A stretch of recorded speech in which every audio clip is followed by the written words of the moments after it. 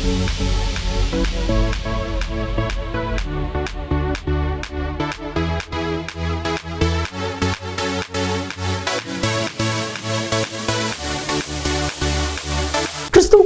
பிரியமான தெய்வ பிள்ளைகளே, வெளிப்படுத்தின விசேஷம் பரலோகத்தின் சில காட்சிகள், கர்த்தராகிய இயேசு கிறிஸ்துவனுடைய வருகை, பூமியின் ராஜ்யங்களுடைய வரலாற்றினுடைய முடிவுகள், இவைகளை வெளிப்படுத்துவது தான் வெளிப்படுத்தின விசேஷம். இதனுடைய ஆசிரியர் அப்போஸ்தலனாகிய யோவான் பத்மத்துவில் சிறை கைதியாக இருக்கும் பொழுது கிரேக்க மொழியிலே எழுதப்பட்டது. பெரும்பாலும் அடையாள மொழிகளிலே எழுதப்பட்ட இந்த புத்தகம் மதிப்பிற்குரிய டாக்டர் ரெவரண்ட் பால்ராஜ் அதிசயமணி அவர்கள் மூலமாக நமக்கு டிராஸ்டிவின் மக்களுக்கு இது போதிக்கப்படுகிறது. தெய்வ மனிதர், தெய்வனால் பரிசுத்த ஆவியானவரால் வல்லமையாய் பயன்படுத்தப்படுகிற இவர்கள் கருக்கலான சத்தியங்களையும் ஆழமான உண்மைகளையும் மறைவான மறைப்பொருட்களையும் வெளிப்படுத்தி நமக்கு சொல்லி புரியக்கூடிய நல்ல தெய்வ மனிதர். தொடர்ந்து பாருங்கள். கர்த்தர் அன்பு பால்ராஜ் அவர்களை வல்லமையாய் பயன்படுத்தி வருகிறார். இந்த வெளிப்படுத்தின விசேஷம் உங்களுக்கு மிகுந்த பிரயோஜனமாக இருக்கும். கர்த்தர் உங்களை ஆசீர்வதிப்பார். ஆண்டவருடைய பிரசன்னத்தில் மீண்டுமாக உங்களை காணும் பொழுது அகமகிழ்கிறேன். இந்நாளிலும் உங்கள் மத்தியில் வந்து உறவு கொள்ளவும் ஆண்டவருடைய வசனத்தை பகிர்ந்து கொள்ளவும் தருணம் கொடுத்த ஆண்டவரை துதிப்பதோடு எனக்கு வாய்ப்பளித்த உங்களுக்கு என்னுடைய நன்றியை நான் தெரிவித்துக் கொள்கிறேன். வெளிப்படுத்தின விசேஷத்திலிருந்து நாட்களிலே நாம் செய்திகளை படித்து தியானித்து வருகிறோம். இன்னும் ஒரு சில செய்திகளிலே நாம் இந்த வெளிப்படுத்தின விசேஷ வேதபாட செய்திகளை நாம் முடிக்க இருக்கிறோம். கர்த்தருக்கு ஸ்தோத்திரம். வெளிப்படுத்தின விசேஷம் 22ஆம் அதிகாரத்திலே கடைசி சில வசனங்களிலே சில எச்சரிப்புகளை, ஜாக்கிரதையாக நாம் இருக்க வேண்டிய காரியங்களை நாம் கற்றுக்கொள்கிறோம். இந்த ஜாக்கிரதையான காரியங்கள், எச்சரிப்பின் காரியங்களுக்கு பெரும்பான்மையான ஊழியக்காரர்கள், போதகர்கள், பிரசங்கிமார்கள், இன்னும் சபை அங்கத்தினர்கள் செவி சாய்த்தது மாதிரி தெரியவில்லை. எனவே அழுத்தம் திருத்தமாக சில காரியங்களை உங்களிடத்தில் சொல்லிவிட நான் விரும்புகிறேன். வெளிப்படுத்தின விசேஷம் 22ஆம் அதிகாரம் 18-19 பாருங்கள். இந்த வசனங்களை நீங்கள் வேதத்தில் அண்டர்லைன் பண்ணிக்கொள்ளுங்கள், அடிக்கோடு போட்டுக்கொள்ளுங்கள். இந்த வசனங்களை மனப்பாடம் பண்ணுங்கள். எப்பொழுதுமே உங்களுடைய காதுகளில் இந்த வசனங்கள் ரீங்காரம் இடட்டும், ஒலித்து கொண்டே இருக்கட்டும். வெளிப்படுத்தின விசேஷம் 22-18-19. இந்த புஸ்தகத்தில் உள்ள தீர்க்க தரிசன வசனங்களை கேட்கிற யாவருக்கும் நான் சாட்சியாக எச்சரிக்கிறதாவது, எச்சரிக்கை கொடுப்பது யோவான், கொடுப்பது பரிசுத்த ஆவியானவர், கொடுப்பது வேத அறிவுள்ள போதகர்கள் எச்சரிக்கை கொடுக்கிறார்கள் என்று சொல்லி இந்த பகுதியிலே நான் வாசிக்கிறோம். ஒருவன் இவைகளோட எதையாகிலும் கூட்டினால், இருக்கிறதை விட்டு எதையாவது எக்ஸ்ட்ரா கூட்டினால், இந்த புஸ்தகத்தில் எழுதியிருக்கிற வாதைகளை தேவன் அவன் மேல் கூட்டுவார் என்று வாசிக்கிறோம். ஏராளமான வாதைகள், எகிப்திலே மட்டும் 10 வாதைகள், அதுபோக இன்னும் எத்தனையோ வாதைகள். யாருக்கு? வசனத்தை வசனத்தின்படி படிக்காமல் போதிக்காமல் அவரவர் இஷ்டப்படி கூட்டுவது எச்சரிக்கத்தக்கதாகும். அவர்களுக்கு வாதைகளுக்கு மேல் வாதை என்று வேதம் சொல்கிறது. வாதைகள் வேண்டுமா வேண்டாமா? கவனியுங்கள். சொல்லுவது கிண்டல் அல்ல, சொல்லுவது கண்டனம். அடுத்த வசனம் 19. ஒருவன் இந்த தீர்க்க தரிசன புஸ்தகத்தின் வசனங்களிலிருந்து எதையாகிலும் எடுத்து போட்டால், கழித்து போட்டால், எடுத்து போட்டால், ஜீவ புஸ்தகத்தில் இருந்தும் பரிசுத்த நகரத்தில் இருந்தும் இந்த புஸ்தகத்தில் எழுதப்பட்டவர்களில் இருந்தும் அவனுடைய பங்கை தேவன் எடுத்து போடுவார் என்று வாசிக்கிறோம். தேவன் எடுத்து போடுவார் என்று சொல்லி வாசிக்கிறோம். ஆக கூட்டாதே, கழிக்காதே, எச்சரிக்கையாயிரு, ஜாக்கிரதையாயிரு, எச்சரிக்கையாயிரு, ஜாக்கிரதையாயிரு என்று சொல்லி வேதம் அறிவிப்பதாக, ஆவியானவர் போதிப்பதாக நாம் பார்க்கிறோம். உபாகமம் 4ஆம் அதிகாரம் 2ஆம் வசனத்தில் பார்க்கும் பொழுது, நான் உங்களுக்கு கற்பிக்கும் உங்கள் தேவனாகிய கர்த்தரின் கட்டளைகளை நீங்கள் கைக்கொள்ளும்படி நான் உங்களுக்கு கற்பிக்கிற வசனத்தோடு நீங்கள் ஒன்றும் கூட்டவும் வேண்டாம், அதில் ஒன்றும் குறைக்கவும் வேண்டாம் என்று சொல்லி வேதத்தில் நான் வாசிக்கிறோம். ஒன்றையும் கூட்டாதே, ஒன்றையும் கழிக்காதே என்று ஆவியானவர் திருவுளம் பெற்றுவதாக வேதத்தில் வாசிக்கிறோம். இன்னொரு எச்சரிக்கை, நீதிமொழிகள் 30ஆம் அதிகாரம், நீதிமொழிகள் 30ஆம் அதிகாரம் 6ஆம் வசனம். அவருடைய வசனங்களோடு ஒன்றையும் கூட்டாதே, கூட்டினால் அவர் உன்னை கடிந்து கொள்வார், நீ பொய்யனாவாய். பொய்யன் யார்? போதகராக இருக்கலாம், பிரசங்கியராக இருக்கலாம், ஆசிரியராக இருக்கலாம், வேத பண்டிதராக இருக்கலாம், என்னை போல டிவி பிரசங்கியராக இருக்கலாம். யாரோ கூட்டினால் நீ பொய்யன் என்று வேதம் சொல்கிறது. என்னை பொறுத்தளவில்லை ஏறக்குறைய இப்பொழுது எனக்கு 80 வயது ஆகப் போகிறது. ஏராளமான பொய்யர்களை தீர்க்கதரிசிகளின் மத்தியிலே, போதகர் மத்தியிலே, பிரசங்கிமார்கள் மத்தியிலே நான் காண்கிறேன், கண்டுகொண்டே இருக்கிறேன். எச்சரிக்கை. சரி, முதலாவதாக ஆரம்பத்திலேயே ஏறக்குறைய எல்லாரும் கூட்டி கலக்கக்கூடிய வசனத்தை ஆரம்பித்து நாம் செல்வோம். 103ஆம் சங்கீதம் உங்களுக்கு மனப்பாடமான சங்கீதம். முதல் 2 வசனங்களுக்கும் உங்களுக்கு தண்ணிப்பட்ட பாடு. முதல் 2 வசனங்களும் உங்களுக்கு நன்றாக தெரிந்த வசனங்கள். ஆனால் கூட்டுகிறீர்களே, அதுதான் பெரிய பாவமாக தோன்றுகிறதே. 103 பாருங்கள். என் ஆத்துமாவே கர்த்தரை ஸ்தோத்திரி, என் முழு உள்ளமே அவருடைய பரிசுத்த நாமத்தை ஸ்தோத்திரி. என் ஆத்துமாவே கர்த்தரை ஸ்தோத்திரி. அடுத்த வார்த்தை என்ன? கூட்டுறீங்களா, கழிக்கிறீங்களா? அவர் செய்த சகல உபகாரங்களையும் மறவாதே. எதற்கு அவர் என்ற வார்த்தையை, பரிசுத்தாவியானவர் எழுதிய வார்த்தையை, புடமிடப்பட்ட வார்த்தையை, வெள்ளியை பார்க்கலும் பொன்னை பார்க்கலும் அதிசிறந்த வார்த்தையை, அவர் என்ற வார்த்தையை தூக்கிவிட்டு கர்த்தர் என்று மாற்றுகிறீர்கள்? அவர் செய்த சகல உபகாரங்களை மறவாதே. இது ஆவியானவருடைய வார்த்தை, அவருடைய கையெழுத்து. ஏன் மாற்றுகிறீர்கள்? ஐயா, அவர் தானே ஐயா கர்த்தர், கர்த்தர் தானே ஐயா அவர். சரி, ஆனால் பிழை. எப்படி? கூட்டுகிறீர்களே. ஆண்டவர் எழுதி வைத்த வார்த்தையை வெட்டி தூக்கி எறிந்துவிட்டு நீங்கள் வேறொரு வார்த்தையை போடுகிறீர்களே. அவர் என்ற வார்த்தையை மறைக்கிறீர்களே, அதுவும் அநாகரிகமாக, புத்தி இல்லாமல் மறைக்கிறீர்களே. முதலாம் வசனம் என்ன? அதை நீங்கள் கூட்டவில்லையே, அதை நீங்கள் கழிக்கவில்லையே. முதல் வசனம் என்ன? என் ஆத்மாவே கர்த்தரை ஸ்தோத்திரி, என் முழு உள்ளமே கர்த்தருடைய நாமத்தை. அப்படியா? அப்படி இல்லையே. அவருடைய என்று தானே இருக்கிறது, அவருடைய என்று தானே சொல்லுகிறீர்கள். அங்கே ஏன் கூட்டவில்லை? அங்கே ஏன் கழிக்கவில்லை? முதல் வசனம் மீண்டும், என் ஆத்துமாவே கர்த்தரை ஸ்தோத்திரி, என் முழு உள்ளமே அவருடைய பரிசுத்த நாமத்தை ஸ்தோத்திரி. அடுத்த வசனம் கூட்டுறீங்களே, ஜாக்கிரதை. அவர்தான் கர்த்தர், கர்த்தர் தான் அவர், சரிதான். ஆனால் கூட்டுவது பாவம். பிழை என்று சொல்லிவிட்டேனோ, அது பிழை, பாவம். 2ஆம் வசனம், என் ஆத்துமாவே கர்த்தரை ஸ்தோத்திரி, அவர் செய்த சகல உபகாரங்களையும் மறவாதே. இந்த வசனங்களை முன்னுரையாக வைத்து நம்முடைய செய்தியை நாம் ஆரம்பிப்போம். சரி, ரட்சிக்கப்படுவது எப்படி? ஆண்டவராகிய இயேசு கிறிஸ்துவை சொந்த ரட்சகராக ஏற்றுக்கொள்ளும் பொழுது அப்படின்னா சுவிசேஷம் என்றால் என்ன? சுவிசேஷம் என்றால் என்ன? சிலர் கால் சுவிசேஷம், அரை சுவிசேஷம், முக்கால் சுவிசேஷம், பூரண சுவிசேஷம் என்று சொல்லிக் கொண்டிருக்கிறார்களே. பூரண சுவிசேஷம் என்று சொல்லி வேதத்தில் உண்டா? சுவிசேஷத்தை பூரணமாய் அறிவிக்கிறவர்கள் உண்டு என்று சொல்லி வேதத்தில் வாசிக்கிறோம். பூரண சுவிசேஷம்னா இயேசுவை ரட்சகராக ஏற்றுக்கொள்வது கால் சுவிசேஷம் தான்.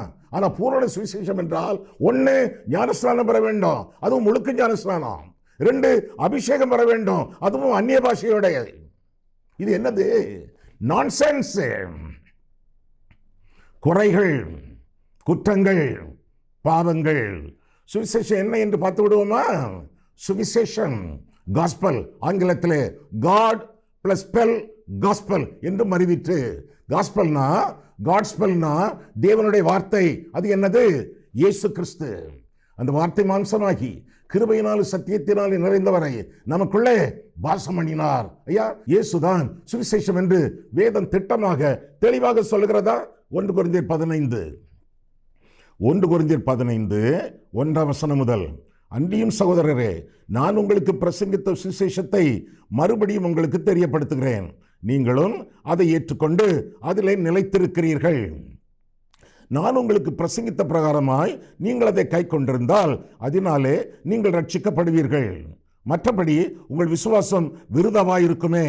நான் அடைந்ததும் உங்களுக்கு பிரதானமாக ஒப்புவித்ததும் என்னவென்றால், சுவிசேஷம் என்றால் என்னவென்றால், கிறிஸ்துவானவர் வேத வாக்கியங்களின்படி நமது பாவங்களுக்காக மரித்து அடக்கம் பண்ணப்பட்டு வேத வாக்கியங்களின்படி 3ஆம் நாள் உயிர்த்தெழுந்து கேபாவுக்கும், கேபான பேதுரு, கேபாவுக்கும் பின்பு 12 தரிசனமானார் என்று சொல்லி தொடர்ந்து நாம் வாசிக்கிறோம். இயேசுவானவருடைய பிறப்பு, வளர்ப்பு, மரணம், உயிர்த்தெழுதல் இந்த காரியங்களை குறித்து மற்றும் உயிர்த்தெழுந்த பிறகு தரிசனமானது எல்லா காரியங்களும் சுவிசேஷமாக இங்கே அறிவிக்கப்படுகிறது. பின்ன ஏன் வித்தியாசமாக நாம் போதிக்க தலைப்படுகிறோம்? கலாத்தியர் பாருங்கள், கலாத்தியர் தப்பாக போதிக்கிறவர்களை முட்டாள் என்று சொல்லலாமா? சொல்லலாம் என்று கலாத்தியர் சொல்லுகிறது. எப்படி? கலாத்தியரை பாருங்கள். கலாத்தியருக்கு எழுதின நிருபம் 1 அதிகாரத்துக்கு போவதற்கு முன்பு 3 அதிகாரம் முதல் 2 வார்த்தைகள், புத்தி இல்லாத கலாத்தியரே, ஓ ஃபோலிஷ் கலேஷியன்ஸ், முட்டாள்களே, கலாத்திய முட்டாள்களே என்று அர்த்தம். சரி, சில கலாத்திய முட்டாள்களை இன்றைக்கு நாம் பார்க்க போகிறோம். கலாத்தியருக்கு எழுதின நிருபம் 1 அதிகாரம் 6 வசனம், உங்களை கிறிஸ்துவின் கிருபையினாலே அழைத்தவரை, கிருபை, உங்களை கிறிஸ்துவின் கிருபையினாலே அழைத்தவரை நீங்கள் இவ்வளவு சீக்கிரமாய் விட்டு வேறொரு சுவிசேஷத்திற்கு, சுவிசேஷம் தானே என்னவென்று பார்க்கிறோம், பார்த்தாமே 1 கொரிந்தியர் 15 வேறொரு சுவிசேஷத்திற்கு திரும்புகிறதை பற்றி நான் ஆச்சரியப்படுகிறேன். நானும் அதிர்ச்சி அடைகிறேன், ஆச்சரியப்படுகிறேன். வேறொரு சுவிசேஷம் இல்லையே. சிலர் உங்களை கலகப்படுத்தி வித்தியாசமான சுவிசேஷத்தை அறிவிக்கக்கூடிய போதகன், பிரசங்கியார், கலகக்காரன், கலகப்படுத்தி கிறிஸ்துவனுடைய சுவிசேஷத்தை புரட்ட மனதாய் இருக்கிறார்களே அல்லாமல் வேறல்ல. தொடர்ந்து 8 வசனம், நாங்கள் உங்களுக்கு பிரசங்கித்த சுவிசேஷத்தை அல்லாமல் நாங்களாவது வானத்திலிருந்து வருகிற ஒரு தூதனாவது வேறொரு சுவிசேஷத்தை உங்களுக்கு பிரசங்கித்தால் அவன் சபிக்கப்பட்டவனாய் இருக்க கடவன். 1 கொரிந்தியர் 15 பிரசங்கிக்கப்பட்ட சுவிசேஷத்தை விட்டுவிட்டு அவன் சொந்த பாணியிலே சொந்த காரியங்களை, சொந்த கருத்துக்களை, சொந்த அனுபவங்களை பிரசங்கித்தால் சபிக்கப்பட்டவன். சொல்லுவது யாரு? பவுலா? அதற்கு மேலே பரிசுத்த ஆவியானவர். ஏனென்றால் வேத வாக்கியங்கள் எல்லாம் ஆவியானவரால் அருளப்பட்டிருக்கின்றன. அடுத்த வசனம் 9, முன்பு சொன்னது போல மறுபடியும் சொல்லுகிறேன், நீங்கள் ஏற்றுக்கொண்ட சுவிசேஷத்தை அல்லாமல் வேறொரு சுவிசேஷத்தை ஒருவன், எவனாய் இருக்கட்டுமே, ஒருவன் உங்களுக்கு பிரசங்கித்தால் அவன் சபிக்கப்பட்டவனாய் இருக்க கடவன். எத்தனை சாபங்கள்! ஏற்கனவே சபிக்கிறது யார்? ஆவியானவர். அவருடைய வசனங்கள் தானே இவை. அடுத்த வசனம் 10, இப்பொழுது நான் மனுஷரையா தேவனையா யாரை நாடி போதிக்கிறேன்? மனுஷரையா பிரியப்படுத்த பார்க்கிறேன்? நான் இன்னும் மனுஷரை பிரியப்படுத்துகிறவனாய் இருந்தால் நான் கிறிஸ்துவின் ஊழியக்காரன் அல்லவே. 11, மேலும் சகோதரரே, என்னால் பிரசங்கிக்கப்பட்ட சுவிசேஷம் மனுஷருடைய யோசனையின்படியானதல்ல என்று உங்களுக்கு தெரிவிக்கிறேன். நான் அதை ஒரு மனுஷனால் பெற்றதும் இல்லை, மனுஷனால் கற்றதும் இல்லை. இயேசு கிறிஸ்துவே அதை எனக்கு வெளிப்படுத்தினார். சுவிசேஷம் யார் வெளிப்படுத்தினது? இயேசு. இயேசு கிறிஸ்து என்ன வெளிப்படுத்தினார்? 13 முதல், நான் யூத மார்க்கத்தில் இருந்தபோது என்னுடைய நடக்கை குறித்து கேள்விப்பட்டிருப்பீர்கள். தேவனுடைய சபையை நான் மிகவும் துன்பப்படுத்தி அதை பாழாக்கி என் ஜனத்தாரில் என் வயதுள்ள அநேகரை பார்க்கலும் யூத மார்க்கத்திலே தேறினவனாய் என் பிதாக்களுடைய பாரம்பரிய நியாயங்களுக்காக மிகவும் பக்தி வைராக்கியம் உள்ளவனாய் இருந்தேன். அப்படி இருந்தும் நான் என் தாயின் வயிற்றில் இருந்தது முதல் என்னை பிரித்தெடுத்து தம்முடைய கிருபையினால் அழைத்த தேவன். 16 முக்கியமான வசனமாயிற்றே, கருப்பொருள் வசனம். 16 தம்முடைய குமாரனை, யாரது? இயேசு கிறிஸ்து, நான் புறஜாதிகளிடத்தில் என்ன சுவிசேஷமாய். சுவிசேஷம்னா என்னது? தேவனுடைய குமாரன் இயேசு கிறிஸ்து. Gospel, God's spell. சுவிசேஷமாய் தம்முடைய குமாரனை நான் புறஜாதிகளிடத்தில் சுவிசேஷமாய் அறிவிக்கும் பொருட்டாக அவரை எனக்குள் வெளிப்படுத்த பிரியமாய் இருந்தபோது உடனே நான் மாம்சத்தோடும் இரத்தத்தோடும் கன்சல்ட் பண்ணல. மாம்சத்தோடும் இரத்தத்தோடும் யோசனை பண்ணாமலும் எனக்கு முன்னே அப்போஸ்தலர்கள் ஆனவர்களிடத்திலே எருசலேமுக்கு போகாமலும் போனா ஒருவேளை அவங்க இங்கே குழப்புவாங்க. ஏனென்றால் இயேசு கிறிஸ்து சுவிசேஷத்தை பற்றி எனக்கு வெளிப்படுத்தி இருக்கிறார், கற்றிருக்கிறார். அதனால சீஷரிடத்திலும் நான் போகல. சில அரைவேக்காடுகள் அவர்கள் மத்தியிலும் இருக்கும், போகல. மீண்டும் 17ஆம் வசனம், எனக்கு முன்னே அப்போஸ்தலர் ஆனவர்களிடத்திலே எருசலேமுக்கு போகாமலும் அரபி தேசத்துக்கு புறப்பட்டு போய் மறுபடியும் தமஸ்கு ஊருக்கு திரும்பி வந்தேன் என்று சொல்வதாக பார்க்கிறோம். சுவிசேஷம் என்றால் என்ன?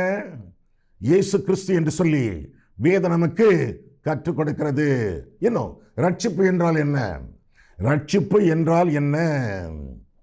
ரட்சிப்பை குறித்து வேதத்தில் பார்க்கும் பொழுது எபேசியர் 2 அதிகாரம் 1 வசனம் முதலாக பார்க்கும் பொழுது, அக்கிரமங்களினாலும் பாவங்களினாலும் மரித்தவர்களாய் இருந்த உங்களை உயிர்ப்பித்தார். செத்து போனவர்களை, பாவத்திலே செத்து கிடக்கிறவர்களை தேவன் உயிர்ப்பித்தார். கெட்டவர்களை நல்லவர்களாக ஆண்டவர் வரவில்லை, செத்தவர்களுக்கு ஜீவன் கொடுக்க ஆண்டவர் வந்தார். மீண்டும் அதே வசனம், அக்கிரமங்களினாலும் பாவங்களினாலும் மரித்தவர்களாய் இருந்த உங்களை உயிர்ப்பித்தார். அவைகளில் நீங்கள் முற்காலத்தில் இவ்வுலக வழக்கத்துக்கேற்றபடியாகவும் கீழ்ப்படியாமையின் பிள்ளைகளிடத்தில் இப்பொழுது கிரியை செய்கிற ஆகாயத்து அதிகார பிரபுவாகிய ஆவிக்கேற்றபடியாகவும் நடந்து கொண்டீர்கள். பின்ன தொடர்ந்து வாசிக்கும் பொழுது 5 வசனம், அக்கிரமங்களில் மரித்தவர்களாய் இருந்த நம்மை கிறிஸ்துவுடன் கூட உயிர்ப்பித்தார். கிருபையினாலே ரட்சிக்கப்பட்டீர்கள். கிருபையினாலே ரட்சிக்கப்பட்டீர்கள். கிறிஸ்து இயேசுவுக்குள் அவர் நம்மிடத்தில் வைத்த தயவினாலே தம்முடைய கிருபையின் மகா மேன்மையான ஐஸ்வர்யத்தை வருங்காலங்களில் விளங்கச் செய்வதற்காக 7 கிறிஸ்து இயேசுவுக்குள் நம்மை அவரோட கூட எழுப்பி உன்னதங்களிலே அவரோட கூட உட்காரவும் செய்தார். செய்வார் அல்ல, செய்தார். We have been already seated in the heavenly places together with our Lord Jesus Christ. யார் அவங்க? கிருபையினாலே ரட்சிக்கப்பட்டவர்கள். உன்னதங்களிலே உட்காரவும் செய்தார் என்று சொல்லி வேதத்திலே வாசிக்கிறோம். எனவே பூலோகத்திலே கால்கள், பரலோகத்திலே கண்கள், இப்படியாக நாம் வாழ்ந்து கொண்டிருக்கிறோம். 8 கிருபையினாலே விசுவாசத்தை கொண்டு ரட்சிக்கப்பட்டீர்கள். இது உங்களால் உண்டானதல்ல, இது தேவனுடைய ஈவு. இது உங்களால் உண்டானதல்ல, இது சன்மார்க்க கிரியைகளினாலும் உண்டானதல்ல, இது சடங்காச்சார கிரியைகளினாலும் உண்டானதல்ல, இது தேவனுடைய ஈவு. மீண்டும் 8 கிருபையினாலே விசுவாசத்தை கொண்டு ரட்சிக்கப்பட்டீர்கள். இது உங்களால் உண்டானதல்ல, இது தேவனுடைய ஈவு. ஒருவரும் பெருமை பாராட்டாத படிக்கு இது கிரியைகளினால் உண்டானதல்ல. கிரியையினாலே ரட்சிப்பு அல்ல, கிருபையினாலே ரட்சிப்பு. இல்ல, கிரியைகள் செய்யணும், நற்கிரியைகள் செய்து நம்ம உலகத்துக்கு காட்டுங்க. ரட்சிக்கப்படுவதற்கு அடிப்படை கிரியைகள் அல்ல. ரட்சிக்கப்பட்ட பின் அந்த ரட்சிப்பின் அனுபவத்தை நற்கிரியைகளிலே காட்டுகிறோம். கிரியை என்று சொல்லி புலம்புகிறவர்களுக்கு வேதத்திலே ஒரு வசனம், யோவான் 6 அதிகாரம் எடுத்துக்கொள்ளுங்கள். இந்த வசனம் அநேகருக்கு தெரியாது, அநேக பிரசங்கிமார்களுக்கு தெரியாது, அநேக பாஸ்டர்ஸ்க்கு தெரியாது, அநேக போதகர்களுக்கு தெரியாது. தெரிந்தால் இதற்குள்ளாக முழங்கு என்று முழங்கி இருப்பார்களே. யோவான் 6 அதிகாரம் 28, 29. அப்பொழுது அவர்கள் அவரை நோக்கி, தேவனுக்கேற்ற கிரியைகளை நடப்பிக்கும்படி நாங்கள் என்ன செய்ய வேண்டும் என்றார்கள். 29 இயேசு அவர்களுக்கு பிரதித்திரமாக, அவர் அனுப்பினவரை நீங்கள் விசுவாசிப்பதே தேவனுக்கேற்ற கிரியையாயிருக்கிறது என்று சொன்னார் என்று சொல்லி வேதத்தில் வாசிக்கிறோம். விசுவாசம்தான் கிரியை. படிச்சிருக்கீங்களா? இயேசு கிறிஸ்துவை விசுவாசிப்பதுதான் அவருக்கேற்ற கிரியையா இருக்கிறது என்று சொல்லி வேதம் நமக்கு தெளிவாக கற்றுக் கொடுக்கிறது. கிருபையினாலே விசுவாசத்தை கொண்டு ரட்சிக்கப்பட்டீர்கள். இது உங்களால் உண்டானதல்ல, இது தேவனுடைய ஈவு.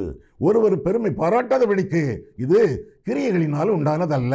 இது தசம பாகம் கொடுப்பதனாலே உண்டானதல்ல, தான தர்மங்கள் வழங்குவதனாலே உண்டானதல்ல, தண்ணீர் ஞானஸ்நானங்கள் எடுப்பதனாலே உண்டானதல்ல, தங்க நகைகளை கலற்றுவதனாலே உண்டானதல்ல. இது தேவனுடைய ஈவு. கிருபையினாலே விசுவாசத்தை கொண்டு ரட்சிக்கப்பட்டீர்கள். விசுவாசத்தினாலே கூட அல்ல, கிருபையினாலே ரட்சிப்பு. அதன்தான் ஆரம்பத்திலேயே 5 வசனத்திலே கிருபையினாலே ரட்சிக்கப்பட்டீர்கள் என்று போடப்பட்டிருக்கிறது.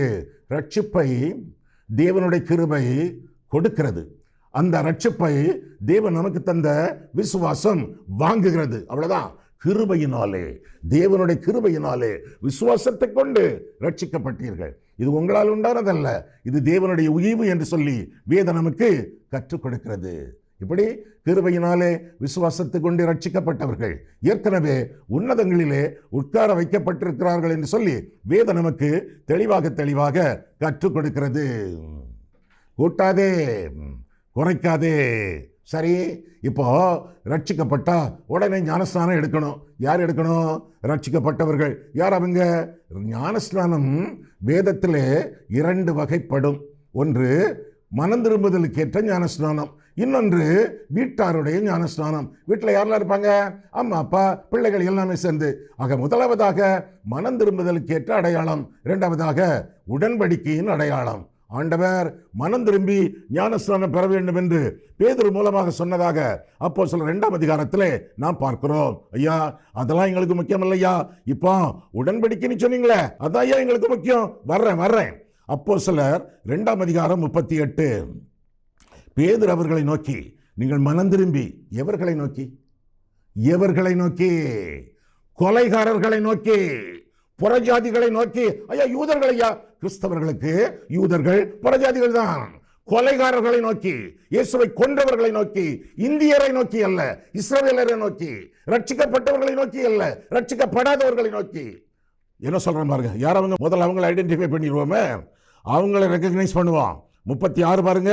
ஆகையினால் நீங்கள் சிலுவையில் அறைந்த கொலைகாரர்கள் தானே, சிலுவையில் அறைந்த இந்த இயேசுவையே தேவன் ஆண்டவரும் கிறிஸ்துவாக்கினார் என்று இஸ்ரவேல் குடும்பத்தார், இந்தியர்கள் அல்ல, சிங்கப்பூர்காரங்க அல்ல, மலேசியாக்காரங்க அல்ல, அமெரிக்காக்காரங்க அல்ல, இஸ்ரவேல் குடும்பத்தார் யாவரும் நிச்சயமாய் அறிய கடவர்கள் என்றான்.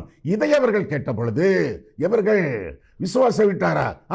இஸ்ரவேலர், சிலுவையிலே கிறிஸ்துவை கொன்றவர்கள், கிறிஸ்தவர்களை பொறுத்தளவிலே புறஜாதிகள். இதை அவர்கள் கேட்ட பொழுது இருதயத்திலே குத்தப்பட்டவர்களாகி பேதுருவையும் மற்ற அப்போஸ்தலரையும் பார்த்து, சகோதரரே நாங்கள் என்ன செய்ய வேண்டும் என்றார்கள். பேதுரு அவர்களை நோக்கி, யாரை நோக்கி? கொலைகாரர்களை நோக்கி, இஸ்ரவேல் மக்களை நோக்கி, பேதுரு அவர்களை நோக்கி, நீங்கள் மனம் திரும்பி ஒவ்வொருவரும் பாவ மன்னிப்பு கண்டு இயேசு கிறிஸ்துவின் நாமத்தினாலே ஞானஸ்நானம் பெற்றுக்கொள்ளுங்கள், அப்பொழுது பரிசுத்த ஆவியின் வரத்தை பெறுவீர்கள் என்று சொல்லி வேதத்திலே வாசிக்கிறோமே. அடுத்த வசனம், வாக்குத்தத்தமானது உங்களுக்கும், பெரியவர்களாகிய உங்களுக்கும், அடுத்தது உங்கள் பிள்ளைகளுக்கும், நம்முடைய தேவனாய் கர்த்தர் வரவழைக்கும் தூரத்தில் உள்ள யாவருக்கும் உண்டாயிருக்கிறது என்று சொல்லி இன்னும் அநேக வார்த்தைகளாலும் சாட்சி கூறி மாறுபாடு உள்ள இந்த சந்ததியை விட்டு விலகி உங்களை ரட்சித்துக் கொள்ளுங்கள் என்றும் புத்தி சொன்னான். அவனுடைய வார்த்தையை சந்தோஷமாக ஏற்றுக்கொண்டவர்கள் ஞானஸ்நானம் பெற்றார்கள். அன்றைய தினம் ஏறக்குறைய 3000 பேர் சேர்த்துக் கொள்ளப்பட்டார்கள் என்று சொல்லி வேதத்திலே நாம் வாசிக்கிறோம். ஞானஸ்நானம் பெற்றால் ரட்சிப்பு. புறஜாதிகளுக்கு, ஆண்டவரை அறியாதவர்களுக்கு, மனம் திரும்பாதவர்களுக்கு, கிறிஸ்தவர்கள் அல்லாதவர்களுக்கு என்று சொல்லி வேதத்திலே வாசிக்கிறோம். அப்படின்னா உடன்படிக்கை நீ சொன்னீங்களே, உடன்படிக்கையின் அடையாளம் என்று கூறினீர்களே. 1 பேதுரு பாருங்கள். 1 பேதுரு 3ஆம் அதிகாரத்தை நாம் பார்க்கும் பொழுது, 1 பேதுரு 3ஆம் அதிகாரத்தை நாம் பார்க்கும் பொழுது உடன்படிக்கை என்ற வார்த்தையை கண்டுகொள்கிறோம். அதற்கு ஞானஸ்நானத்துக்கு என்ன சம்பந்தம் பார்க்க போகிறோமே. 1 பேதுரு 3ஆம் அதிகாரம் அதில் பார்க்கும் பொழுது 20ஆம் வசனம், அந்த ஆவிகள் பூர்வத்திலே நோவா பேழையை ஆயத்தம் பண்ணும் நாட்களிலே தேவன் நீடிய பொறுமையோடு காத்திருந்த போது கீழ்ப்படியாமல் போனவைகள். அந்த பேழையிலே சிலராகிய 8 பேர் மாத்திரம் பிரவேசித்து ஜலத்தினாலே காக்கப்பட்டார்கள். அதற்கு ஒப்பனையான ஞானஸ்நானமானது மாம்ச அழுக்கை நீக்குதலாய் இராமல் தேவனை பற்றும் நல் மனசாட்சியின் உடன்படிக்கை. ஞானஸ்நானம் உடன்படிக்கை என்று சொல்லி வேதத்திலே வாசிக்கிறோம். உடன்படிக்கையாக இருந்து இப்பொழுது நம்மையும் இயேசு கிறிஸ்துவினுடைய உயிர்த்தெழுதலினால் ரட்சிக்கிறது என்று சொல்லி வேதத்திலே வாசிக்கிறோம். உடன்படிக்கையின் அடையாளம் என்று சொல்லி இந்த வசனங்கள் கற்பிக்கின்றன. உடன்படிக்கை என்றால் என்ன? வேதத்திலே பார்க்கும் பொழுது தேவன் தனிப்பட்ட ஒரு ஆளோடு உடன்படிக்கை பண்ணுகிறார். உடன்படிக்கையின் ஆசீர்வாதத்தையும் அடையாளத்தையும் குடும்பத்துக்கு கொடுக்கிறார். அது அவருடைய கிருபை. தேவன் தனிப்பட்ட ஒரு ஆளோடு உடன்படிக்கை பண்ணுகிறார். God covenants with a particular individual, but the covenantal blessing and sign belongs to the entire family. அதுதான் வேதம்.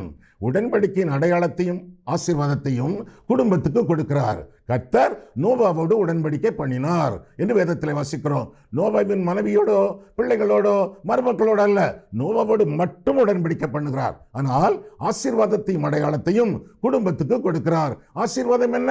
வேலைக்குள்ளே பிரவேசியுங்கள். அடையாளம் என்ன? வானவில், அழகான வில்.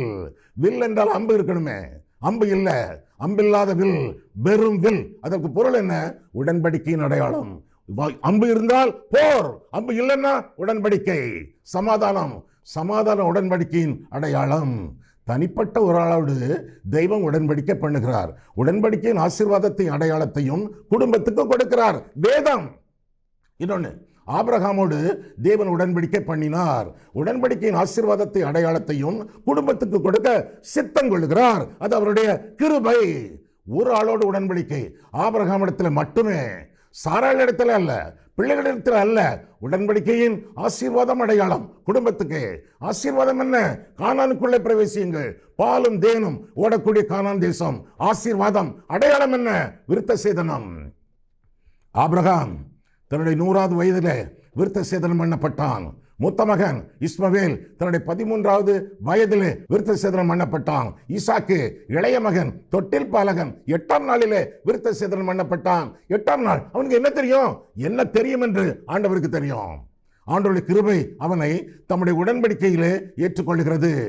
தனிப்பட்ட ஒரு ஆளோடு தெய்வம் உடன்படிக்கை பண்ணுகிறார். உடன்படிக்கையின் ஆசீர்வாதத்தை அடையாளத்தையும் குடும்பத்திற்கு கொடுக்கிறார். கேள்வி கேட்க முடியாது, தேவனுடைய கிருபை அது. சரியா? அப்போ புதிய ஏற்பாட்டில் பார்க்கும் பொழுது பழைய ஏற்பாட்டின் விருத்த சேதனம் உடன்படிக்கையின் அடையாளம், புதிய ஏற்பாட்டில் ஞானஸ்நானம் உடன்படிக்கையின் அடையாளமாக மாறுகிறது. தனிப்பட்ட ஒரு ஆள் லீதியாளின் இருதயத்தை, அவள் இருதயத்தை மட்டும், லீதியாளின் இருதயத்தை கர்த்தர் திறந்தார். அவருடைய வீட்டார் அனைவரும் ஞானஸ்நானம் பெற்றார்கள். கர்த்தராகிய இயேசு கிறிஸ்துவை விசுவாசி, அப்பொழுது நீ உன் வீட்டாரும் ரட்சிக்கப்படுவீர்கள். ஒரே ஒரு சிறைச்சாலைக்காரன், அவன் இருதயத்தை மட்டும் ஆண்டவர் திறந்தார். வீட்டார் அனைவரும் அன்று இரவே ஞானஸ்நானம் பண்ணப்பட்டார்கள். 1 கொரிந்தியர் 1:18, ஸ்தேவானுடைய வீட்டாருக்கும் நான் ஞானஸ்நானம் கொடுத்ததுண்டு.